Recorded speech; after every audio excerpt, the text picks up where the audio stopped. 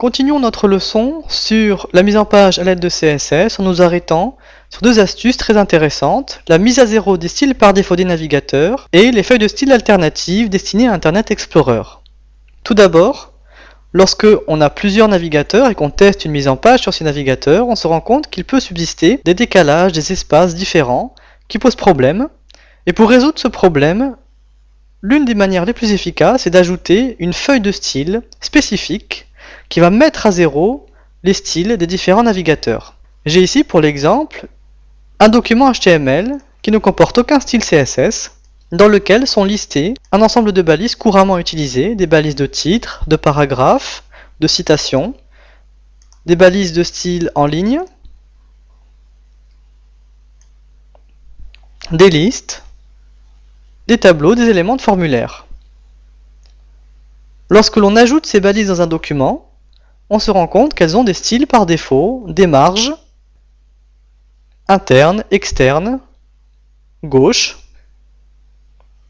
Et ces styles peuvent poser problème lorsque l'on crée un document pour un navigateur et qu'on teste ensuite ce document sur d'autres navigateurs, puisque les autres navigateurs n'auront pas forcément les mêmes styles par défaut. Afin de résoudre le problème, on va donc ajouter, grâce au panneau style CSS, une feuille de style que j'ai ajoutée dans le dossier CSS de mon dossier racine, qui se nomme reset.css. Je la sélectionne, et lorsqu'elle est liée au document, je me rends compte que les styles par défaut ont tous plus ou moins été supprimés. Plus ou moins, car certains styles, comme par exemple le gras pour les éléments de titre, ou le style italique pour certaines balises en ligne, également une police de caractère spécifique pour le texte préformaté. Mais dans l'ensemble, les styles par défaut ont bien été gommés. Maintenant que nous avons ajouté cette feuille de style à notre document, ce document sera visualisé de la même manière sur tous les navigateurs. Mais du coup, on devra ajouter une seconde feuille de style avec des nouveaux styles par défaut. C'est ce que je vais faire maintenant. Je vais lier une nouvelle feuille de style. Toujours dans mon dossier CSS, je l'ai nommé typographie. Lorsque je clique sur OK et que je lis cette feuille de style, là, je retrouve des styles par défaut, avec une police de caractère qui a changé, une balise H1 qui a à nouveau un texte plus grand que les autres balises, de titre notamment, une balise de citation avec un texte en italique et une couleur de texte un petit peu plus claire. Je remarque également que la hauteur de ligne a été modifiée. Les listes qui avaient perdu leur décoration les retrouvent, et les tableaux ont certaines cellules qui ont une couleur d'arrière-plan. Je remarque également que des marges ont été ajoutées, et ces styles par défaut que l'on a ajoutés sont maintenant similaires sur tous les navigateurs du marché. Maintenant qu'on a mis à zéro les styles des navigateurs et qu'on a rajouté nos propres styles par défaut, on va pouvoir ajouter une troisième feuille de style dans laquelle on va insérer les règles CSS des blocs que l'on ajoutera dans notre document et qui constitueront notre mise en page. Cette manière de procéder est extrêmement efficace afin de gommer les différences de visualisation qu'il peut y avoir entre différents navigateurs.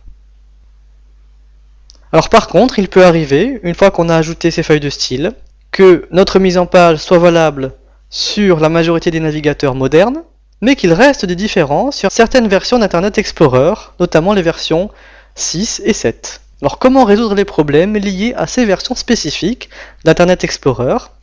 C'est là que l'on va s'arrêter sur les feuilles de style alternatives destinées à ces versions d'Internet Explorer. Comment fonctionne une feuille de style alternative? J'ai ici un document que je vais visualiser en mode code, dans lequel on peut repérer des blocs de commentaires. Ces commentaires ne sont pas lus par les navigateurs, sauf certains en particulier, qui ont une syntaxe précise, et qui sont des commentaires conditionnels, lus par Internet Explorer. Le début du commentaire conditionnel ressemble à une balise, et on retrouve ensuite la fin du commentaire conditionnel. Prenons l'exemple de ce bloc. If IE signifie que si le navigateur est Internet Explorer, l'élément qui se trouve entre ces deux blocs sera interprété. On peut rajouter la version d'Internet Explorer, en l'occurrence la version 6, Ou on peut également choisir d'atteindre grâce à ce code plusieurs versions d'Internet Explorer. Par exemple, ici, l'élément inclus dans le bloc de commentaires sera interprété par toutes les versions strictement inférieures à la version 7.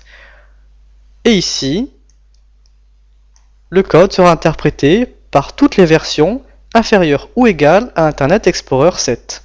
Si je choisis ce bloc de code, par exemple, que je le copie, et que je le colle dans le document que j'ai précédemment ouvert et auquel j'ai ajouté plusieurs feuilles de style, eh bien je vais ajouter juste avant la fin de la balise head ce commentaire. Je choisis coller et les feuilles de style seront lues dans le bon ordre. Tout d'abord la mise à zéro des styles par défaut, ensuite les styles par défaut que j'ai rajoutés, et puis enfin, ce bloc de commentaires, qui ne sera donc pas lu par les navigateurs sauf Internet Explorer, et le navigateur de Microsoft va, en fonction de sa version, interpréter ou pas le code que l'on a ajouté. Ainsi, avec la mise à zéro des styles par défaut, qui permet de limiter les différences d'affichage entre les navigateurs et les commentaires conditionnels destinés à Internet Explorer, on a un ensemble d'outils qui permettront d'afficher correctement les mises en page sur l'ensemble des navigateurs du marché.